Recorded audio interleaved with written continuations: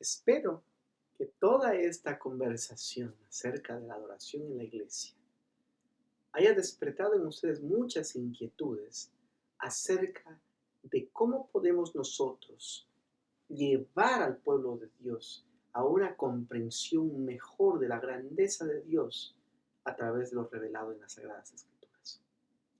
¿Qué hacemos nosotros? ¿Cuál es nuestra situación? Tenemos expectativas. Tenemos expectativas de servir a un Dios muy grande y tenemos grandes limitaciones por ser seres pecadores. Nosotros tenemos, debido al pecado, limitaciones tanto de conocimiento y sabiduría como limitaciones en nuestras habilidades, nuestra capacidad de hacer las cosas. No todos nosotros somos músicos. Y los que somos músicos, algunos tenemos ciertas destrezas y otras destrezas no. Yo tengo un regalo y una maldición especial, por así decirlo. No es maldición, es un regalo de Dios. Es una broma que digo eso, perdónenme el Señor. Yo tengo lo que se llama el oído perfecto, es decir, la capacidad de reconocer una nota sin necesidad de que alguien me diga lo que es esa nota. Entonces, si yo escucho a alguien cantar, yo puedo saber lo que está cantando y puedo sentarme en un piano y tocarlo.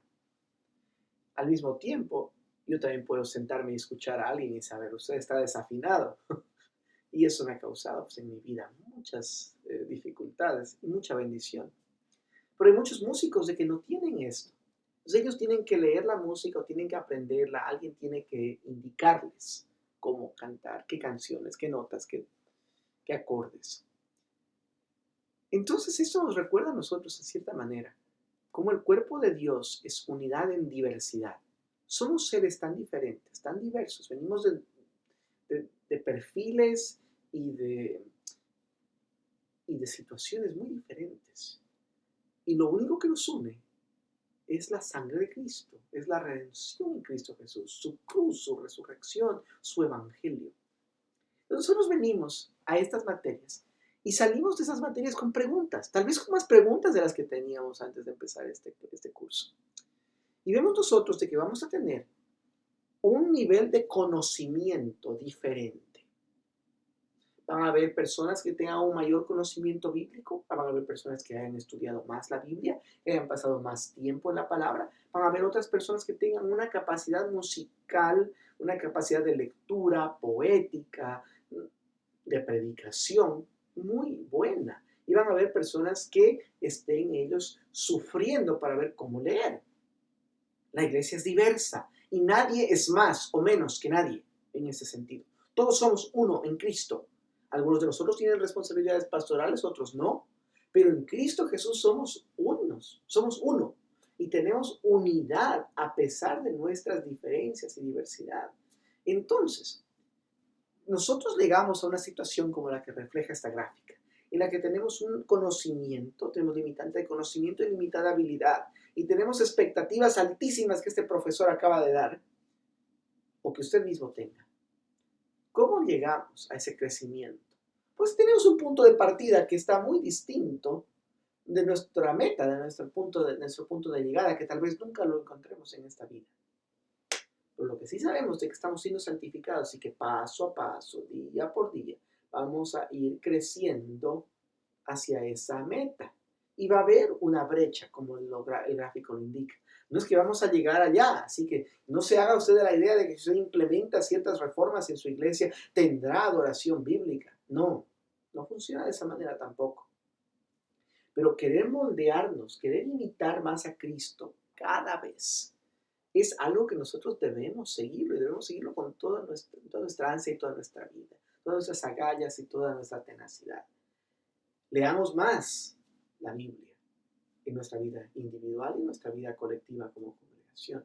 Cantemos la Biblia, oremos la Biblia, prediquemos la Biblia, veamos la Biblia, por supuesto. Pero vivimos en ciertas tensiones. Y Bob Kauflin muestra esas tensiones teológicas. Y quiero pues dilucidar un poco estas tensiones porque tenemos que vivirlas nosotros siempre. Nosotros somos como aquellos que están en la cuerda floja, ¿no? Y que están ellos caminando en la cuerda floja y que si se caen, predican un evangelio falso. Y se van por otro lado, predican otro evangelio falso. Nosotros no podemos hacer eso. cristocéntricos. Pero tanto se utiliza la palabra cristocéntrico que a veces ni se sabe lo que quiere decir ya. La adoración es trascendente e inmanente. ¿Qué quiere decir esto? ¿Quién es Dios? Dios es Dios, el creador, santo, único, incomparable, inigualable. Dios es Jesucristo. Se volvió un niño, un bebé, como mi hija,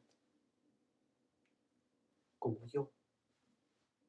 Conoce lo que es la tentación, conoce lo que es el sufrimiento, conoce lo que es el dolor, conoce lo que es el padecimiento, pero no pecó. O sea, Dios es otro y Dios es como nosotros. Él es trascendente y Él es inmanente. Y al nosotros buscar adorar al Dios vivo, tenemos que reflejar de cierta manera esta adoración. Adoración trascendente, adoración que es tan diferente a todo lo que el mundo tenga. Que como lo veíamos en 1 Corintios 14, esa adoración que hace que el incrédulo diga, verdaderamente Dios está entre ustedes. Yo quiero ser parte de esto. Porque no hay nada en el mundo que se le compare. No hay nadie en el mundo que se compare a su Dios. No hay otro lugar en el mundo en el que yo pueda sentir un aperitivo, pueda probar un aperitivo de esta gloria eterna que me espera. Quiero seguir a Cristo. Trascendente. La adoración debe ser trascendente e inmanente. Comprendible, entendible. De una manera que yo entienda, que yo sepa lo que están diciendo, que no crea que son unos locos, que solo hablan en palabras extrañas, que yo pueda relacionarme a lo que me están diciendo, que pueda entenderlo, que pueda practicarlo, que pueda vivirlo. Porque eso es lo que hizo Cristo. Cristo fue Dios encarnado, es Dios encarnado. Cuidado de la herejía, ¿sí ven? Es decir, que Dios se volvió carne y habitó entre nosotros. La adoración debe reflejar eso, debe reflejar su carácter. Que Dios es trascendente e inmanente. Mente y corazón. ¿Qué pasa si nosotros... antes de cambiar de tema. Si yo predico una adoración solamente trascendente, puede que se vuelva una adoración tan separada de la persona a la que necesitamos alcanzar, que no pueda comprenderla. Y al hacer eso estamos predicando un evangelio falso. Si hacemos todo inmanente y queremos parecernos al mundo de toda manera, ese es el problema. Acabaremos como el mundo, sin desafiar al mundo con la santidad. Que la adoración sea trascendente, desafía con santidad, con llamado a la santidad. Que la adoración sea inmanente, nos llama a recordar la encarnación, a recordar la belleza de Cristo. Pero no podemos nosotros perder el equilibrio. Mente y corazón. Mente y corazón, porque si predicamos solamente a la mente, podemos acabar con una serie de discursos teológicos de gran valor que no hacen nada para llegar al corazón. Hace algunos años yo tuve la oportunidad de predicar el primer sermón después de la caída moral de un pastor.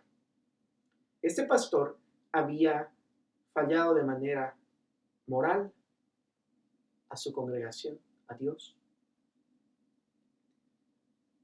Y en lo que yo me preparaba para un desafío tan grande como es abrir la palabra y decir, continuando la exposición del Evangelio de Lucas, capítulo 18, tenía que ver yo qué había predicado esta persona antes. Y yo me di cuenta de una cosa. Este pastor, esta persona, digámoslo así, porque hasta ahora no ha visto fruto de arrepentimiento. Esta persona predicó verdades teológicas. Esta persona llegaba al punto del asunto, de todos los textos que estaba predicando. Pero yo me puse a dar cuenta de que cada vez que llegaba el momento de llamar a la persona a hacer algo o a no hacer algo, a obedecer a Dios, la aplicación no se concretaba.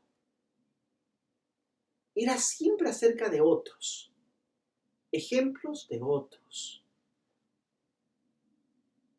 Y yo dije, he aquí esa tensión entre mente y corazón. Esta persona predicó años de sermones que sirvieron a la mente de esta congregación. Ellos conocen la doctrina, la conocen de principio a fin. Pero el corazón de ellos nunca fue desafiado a vivir estas verdades.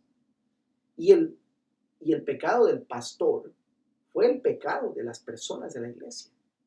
En cuanto se manifestó este pecado, los pecados de todas las personas que habían estado escondiéndolos, era como haber quitado una piedra del suelo y que todos los gusanos salgan. Así fue. Porque ¿qué es lo que pasa? Cuando solamente nos concentramos en la mente, predicamos un evangelio falso. Y cuando solo nos concentramos en el corazón, predicamos un evangelio falso. El evangelio es completo, la persona completa, el corazón es muy fácil de engañar y de engañarnos, ¿no? Necesitamos nosotros tener mentes activas y corazones activos, emociones que responden a la grandeza de Dios e intelecto que conoce la grandeza de Dios. Interior y exterior. Muy fácil para nosotros encerrarnos, tanto dentro de la iglesia como en nosotros mismos, y no salir al mundo. O predicar solamente de transformación interior y nunca hablar acerca de cómo afectamos al mundo, cómo nos relacionamos con el mundo, cómo impactamos al mundo. Vertical y horizontal, de alguna manera igual a la primera tensión, en el sentido de que adoración vertical se concentra en Dios. Horizontal tiene un sentido de darnos cuenta, de reconocer la presencia de otros con nosotros. O sea, yo creo que en algún momento hice la ilustración de la persona que va y está adorando, ojos cerrados. Puede estar adorando verticalmente, pero horizontalmente esa persona sabe que su hermana al lado acaba de perder a un bebé y necesita la verdad que están cantando. O mira al otro lado y ve que el hermano acaba de obtener su primer trabajo y necesita celebrar, dar gracias y que esa canción le será de bendición. Si perdemos este equilibrio, podemos terminar predicando un evangelio falso.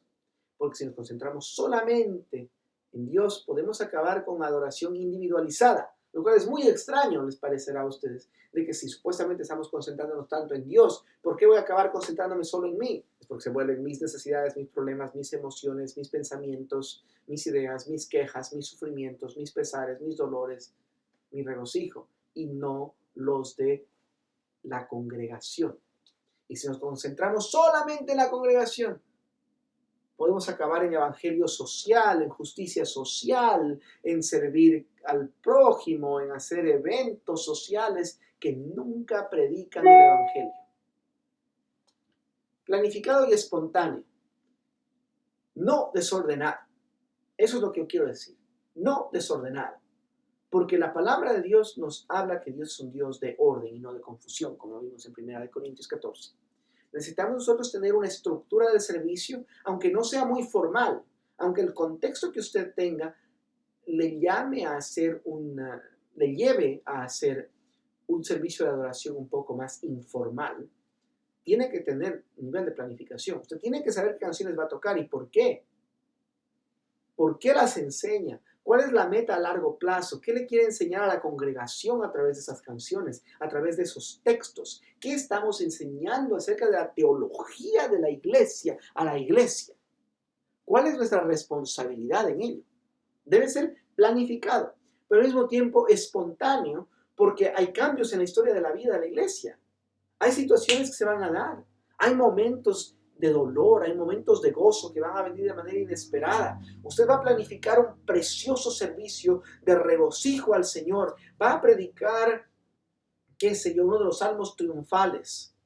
Salmo 24, ¿quién es el Rey de Gloria? Y llega usted a la iglesia y ha habido un tiroteo afuera. Y ahora usted tiene que ayudar a su congregación a procesar eso sin perder de vista el texto que iba a enseñar. Tiene su planificación suficiente espacio para ese nivel de espontaneidad. Tenemos, como les decía yo, la idea de Churchill era de que Churchill estaba preparado para ser libre. Se preparaba él, pastor, estudie la Biblia de varias maneras, no solamente el texto que va a predicar el domingo, por favor. Estudie toda la Biblia, partes de la Biblia, libros, capítulos, versículos. Léala por diversión, léala para consuelo, léala para amonestación. Lea historia de la Biblia, lea la poesía de la Biblia, lea los evangelios, concéntrese en partes, lea de manera rápida, obtenga un vistazo general, obtenga una visión muy profunda. Prepárese, porque nosotros debemos estar listos para ministrar al pueblo de Dios en las circunstancias que Dios ordena para nosotros. Como decía la palabra, estar preparados para predicar en temporada y cuando no es temporada. Arraigado y relevante. Arraigado y relevante. Hablamos un poquito de esto cuando hablábamos acerca de varias generaciones dentro de la iglesia. Arraigado. Quiero una adoración que esté arraigada profundamente a toda la historia de la iglesia. Por eso tenemos credos. Podemos leer un credo, profesar un credo. Pero más importantemente tenemos la palabra de Dios. Debemos leer la palabra, porque la palabra nos une a la iglesia de toda la historia. Tenemos canciones que fueron escritas hace muchísimos años. El otro día con mi niña estábamos en el piano y hay una canción irlandesa del siglo VIII. Y nos sentamos a tocarla y pues la pudimos tocar en tipo pasillo. Y a mí me dio mucho gusto porque pues un tema irlandés, si me pongo a tocarlo en Ecuador de una manera irlandesa, tal vez a alguien le parezca novedoso, pero no llega al corazón.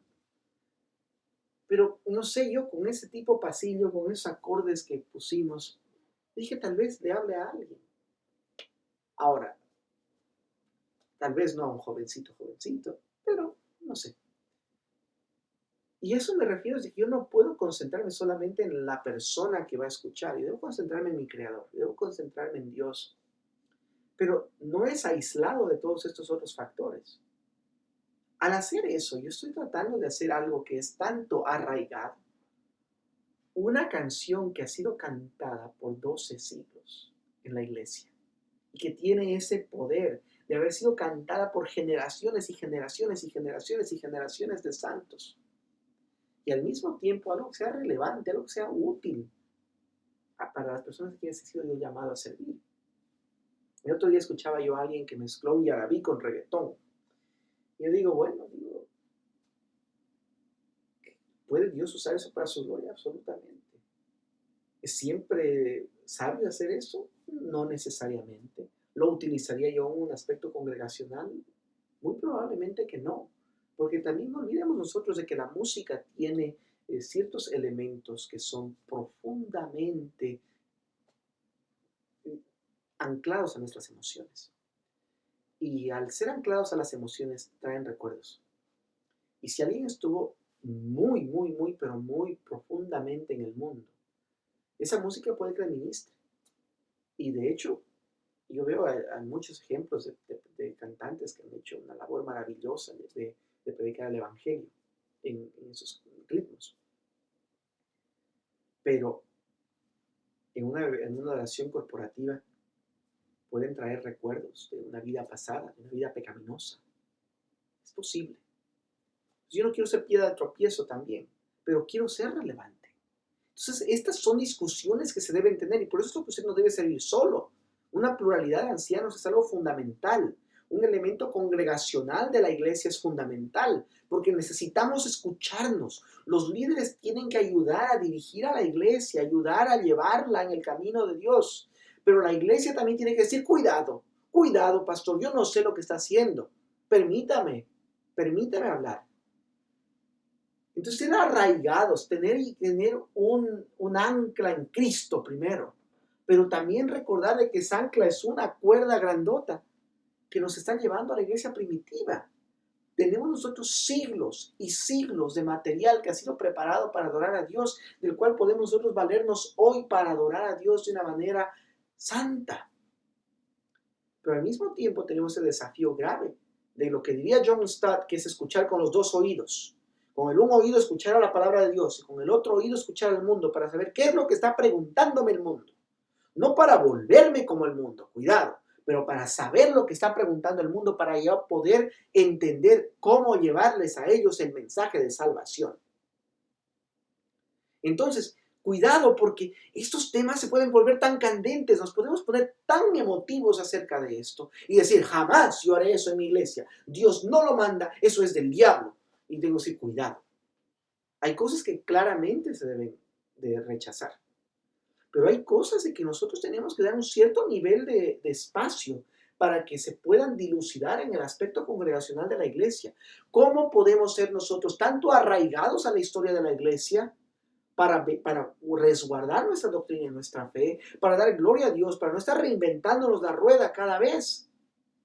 Pero al mismo tiempo, ¿cuáles son los desafíos de mi generación? ¿Cuáles son los desafíos de mi barrio, de mi ciudad, de mi congregación, que yo necesito enfrentar de una manera creativa, de una manera nueva, de una manera relevante, para que estas personas puedan ser alcanzados por el Evangelio, que puedan ser despertados de ese sueño profundo que tienen, que se haga la luz en sus corazones? Una adoración hábil y auténtica. ¿A qué me refiero con eso? La tensión eterna entre ser hábiles y tener música perfecta y ser auténticos. ¿Cuántas veces creen ustedes que si yo me siento a tocar el piano, nunca voy a cometer un error? Imposible, imposible. Cada vez que decido tocar el piano, o me olvido de una nota, o me falla la concentración, o pierdo el tiempo, o toco una tecla equivocada. Pero a nosotros el mundo nos ha enseñado a tener una visión tan perfecta de la música que pareciera que ninguno de los intérpretes se equivoca. Pero ¿cómo se genera esta impresión? Esa impresión se genera porque en el estudio usted está tocando su canción y se equivoca y la puede parar y puede volver a tocar y el ingeniero de sonido lo va a mezclar. Y usted tiene una grabación perfecta, sin errores. De hecho, la meta de la grabación es que sea perfecta. Nosotros le borramos, le quitamos, le editamos, le sacamos, le ponemos, volvemos a grabar todo lo que sea necesario para que nunca haya un error. Pero la iglesia de Jesucristo no es así. La iglesia de Jesucristo es un ser viviente, una comunidad de seres vivientes que cometen errores, que pecan. ¿Cómo podemos nosotros ser auténticos y a la vez buscar la excelencia? Ese es el tema, esa es la tensión. Si yo me enfoco solamente en la habilidad, si yo solamente me enfoco en ser perfecto, voy a acabar predicando un evangelio que no es verdad, porque solo Cristo es perfecto. Y en Cristo yo soy contado como que fuera perfecto, justificado. Pero no es porque yo lo sea. No es porque mis buenas obras son tan buenas. Mire, es un camino muy rápido a predicar un evangelio de salvación por obras. Tenemos que tener muchísimo cuidado.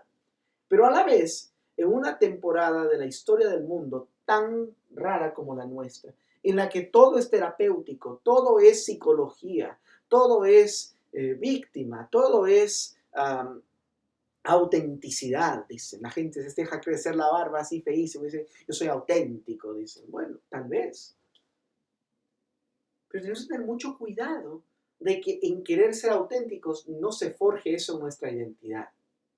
¿Cuál es nuestra identidad? Nuestra identidad es en Cristo. Yo tengo que estar en Cristo. Y al estar en Cristo, yo puedo vivir la vida que Él ganó por mí y vivirla en abundancia. Tensión aquí para la iglesia y para los no creyentes. El objetivo de la iglesia, el objetivo de la reunión de la iglesia, no es ni el creyente ni el no creyente, es Dios. Entonces, si yo me enfoco demasiado en la iglesia, voy a acabar predicando un evangelio que no tiene ningún tipo de llamado, ningún tipo de exhortación, ningún tipo de importancia para quien aún no cree. Y le puedo enseñar a la iglesia que no hay necesidad de predicar el evangelio. Y si me concentro demasiado en la iglesia para los no creyentes, ¿qué es lo que puedo hacer? Puedo acabar predicando un evangelio tan diluido y tan aguado que no tenga ningún tipo de similitud al evangelio bíblico. Y la congregación no crecerá en madurez porque estará estancada por siempre recibiendo fórmula de niño. Entonces, el evangelio tan precioso siempre está en esta tensión, en la que nosotros como somos seres humanos pecadores, andamos en esta cuerda floja, que si yo doy mucho énfasis a algo, es muy posible que pierda el equilibrio y que me caiga, y si voy para el otro lado, que haga lo mismo. Yo necesito predicar un evangelio Cristo céntrico, y la adoración corporativa es una de las maneras más claves en las que nosotros hacemos esto, más claras, más visibles en las que hacemos esto.